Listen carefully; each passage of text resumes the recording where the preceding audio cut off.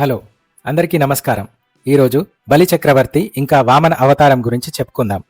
శ్రీ మహావిష్ణువు కశ్యప మహర్షికి కుమారుడిగా వామన అవతారంలో జన్మించాడు. అసురుడు అయిన బలి చక్రవర్తి దేవతల మీద తన ఆధిపత్యాన్ని సాధించాడు.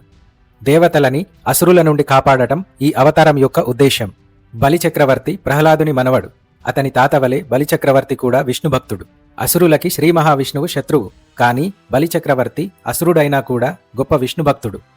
ఒకనాడు బలిచక్రవర్తి తన రాజ్యంలో అశ్వమేధ యాగాన్ని చేపట్టాడు. ఈ యాగంలో యోగులు, పండితులు ఇంకా సామాన్య జనం అంతా పాల్గొనవచ్చు. పాల్గొన్న వారికి ఆ యాగం నిర్వహించే రాజు వారు ఏది అడిగినా కూడా కాదనకుండా ఇవ్వాలి. అలా బలిచక్రవర్తి తన యాగానికి అందరినీ ఆహ్వానించాడు. యాగంలో ఎవరు ఏది అడిగినా కూడా వారికి అది కాదనకుండా ఇవ్వాలి. ఈ యాగానికి వామనుడు వచ్చాడు. ఈ యాగంలో బలిచక్రవర్తితో పాటు అసురుల గురువైన శుక్రాచార్యుడు కూడా ఉన్నాడు. యాగానికి బ్రహ్మచారి అయిన బ్రాహ్మణ పండితుడు అనగా వామనుడి రూపంలో విష్ణువు వచ్చాడని శుక్రాచార్యుడు పసిగట్టాడు. బలిచక్రవర్తికి దేవతల మీద ఆధిపత్యం ఉంది.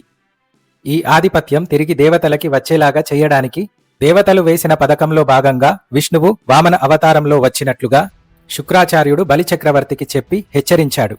కాని బలిచక్రవర్తి ఈ హెచ్చరికని పెడచెవిన పెట్టాడు. తాను తన తాతవలే విష్ణుభక్తుడు కాబట్టి ఒకవేళ వామనుడు సాక్షాత్తు శ్రీ మహావిష్ణువు రూపంలో గనుక వస్తే తాను అడిగింది ఇవ్వడం తన అదృష్టం ఇంకా మహాభాగ్యం అని అనుకున్నాడు. అలా యాగంలో వామనుడిని తనకేమి కావాలో కోరుకొమ్మని బలిచక్రవర్తి అడిగాడు. తన వద్ద అఖండమైన సంపద ఉన్నదని, బంగారు ఆభరణాలు, వజ్రాలు, వైడూర్యాలు ఇంకేది కోరుకున్నా అది తనకి ఇస్తాను అని బలిచక్రవర్తి వామనుడితో అన్నాడు. అప్పుడు వామనుడు 3 అడుగులు ముందుకు నడిచి తనకు 3 అడుగుల స్థలం కావాలి అని అన్నాడు. దానికి బలిచక్రవర్తి నవ్వి ఆ 3 అడుగుల స్థలం తనకి ఎక్కడ కావాలో విన్నవించమని, అది తనకు ఇస్తాను అని మాట ఇస్తాడు. అప్పుడు వామనుడు వెంటనే త్రివిక్రముడిగా రూపాంతరం చెందుతాడు. భూమి మీద నుండి ఆకాశం దాకా వామనుడి రూపం వ్యాపిస్తుంది. పాదాలు భూమి మీద, శిరస్సు ఆకాశం అంచున. ఈ విధంగా వామనుడు త్రివిక్రముడిగా రూపాంతరం చెందాడు. అప్పుడు వామనుడు తన మొదటి అడుగు భూమి మీద, 2వ అడుగు ఆకాశంలో వేస్తాడు. 3వ అడుగు వేయడానికి స్థలం లేదు. అప్పుడు 3వ అడుగుని వామనుడు బలిచక్రవర్తి శిరస్సు మీద వేస్తాడు.